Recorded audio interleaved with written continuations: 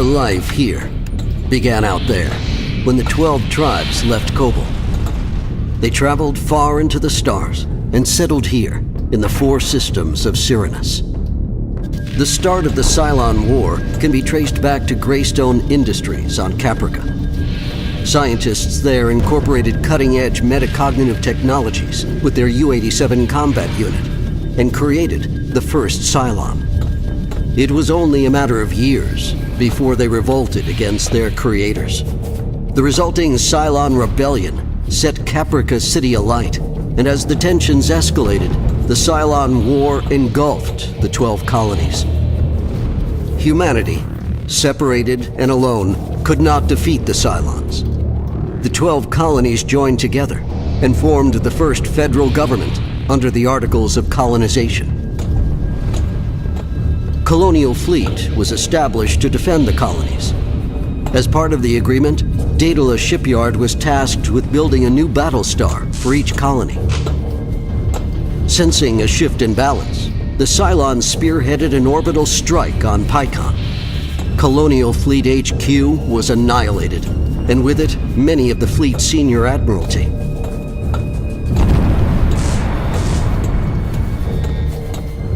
Rear Admiral Lucinda Kane, CEO of Daedalus and director of the Jupiter Project, assumed control of Colonial Fleet.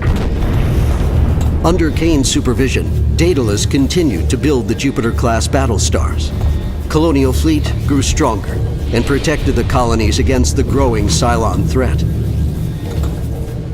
In an effort to hamstring the rejuvenated Colonial Fleet, Cylon forces hacked the Idris navigation network. FTL travel between the colonies was greatly hindered.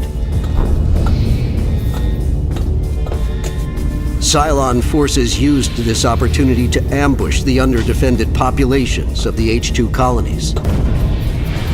These years were politically volatile. Politicians accused Colonial Fleet of being Caprica-centric and that they did not fight for everyone. Anti-federal factions incited extremism and violence in an attempt to destabilize the 12 colonies. Despite these setbacks, and with help from Caprica's Galactica, Colonial Fleet punched a hole in the Cylon Idris interference. A Cylon command staging ground was found, and a new plan formed.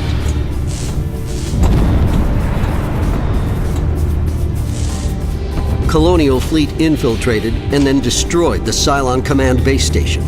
Marine forces rescued Admiral Jubal Sarkis from a Cylon cell and returned him safely to Galactica.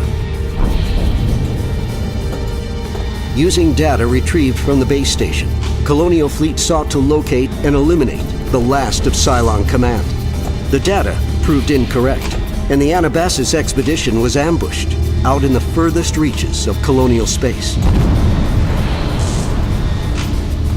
Operation Anabasis limped home to Caprica. Buoyed by their return and the lack of Cylon Command presence in the war, Colonial Fleet believed they were witnessing the fall of the Cylon Empire.